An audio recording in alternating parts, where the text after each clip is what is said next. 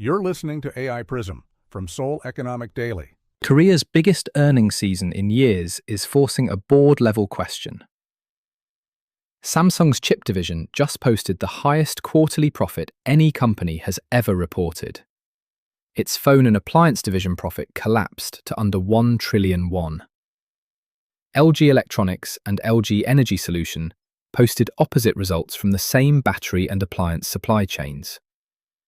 And Korean builders are rewriting their overseas playbook, away from Middle East plants toward AI data centers and chip fabs across Asia. It's Wednesday, July 8th. Let's look at a business story shaping corporate Korea. Global memory prices surged this year as hyperscalers raced to build AI data centers, lifting Samsung and SK Hynix chip margins sharply. That same memory price spike raised component costs for smartphone and appliance makers, squeezing Samsung's device division and LG's battery unit.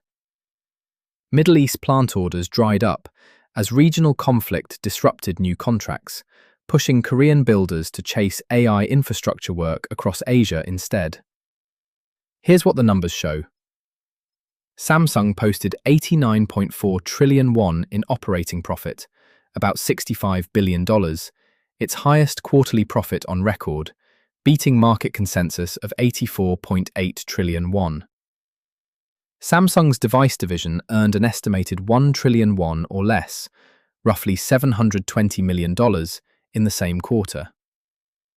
Memory now accounts for as much as 40% of smartphone production costs, up from 14% a year ago.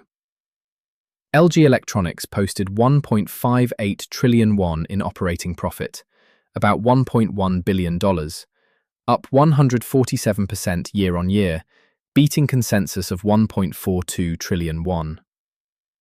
A one-off customs refund added roughly 300 billion won, about $217 million, to that result this quarter only.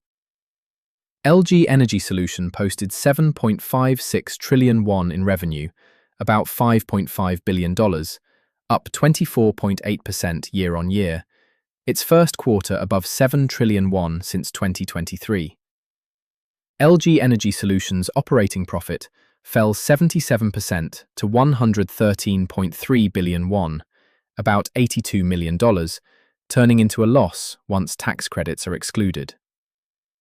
Korean builders won $1.85 billion in Asian infrastructure contracts from January to May, up 17% year-on-year, while Middle East orders fell 90%. So what does this mean for global executives overseeing Korea operations? Earlier, we said Samsung's device division profit collapsed. That same memory cost pressure will hit any company sourcing components, batteries, or displays out of Korea this quarter.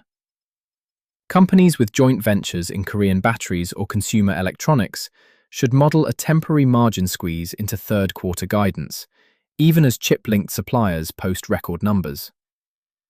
Boards with Korea-based manufacturing or sourcing should also flag the shift in overseas contract flow, from Middle East plants to AI data centers and chip fabs, as a signal of where Korean construction and engineering partners are redirecting capacity.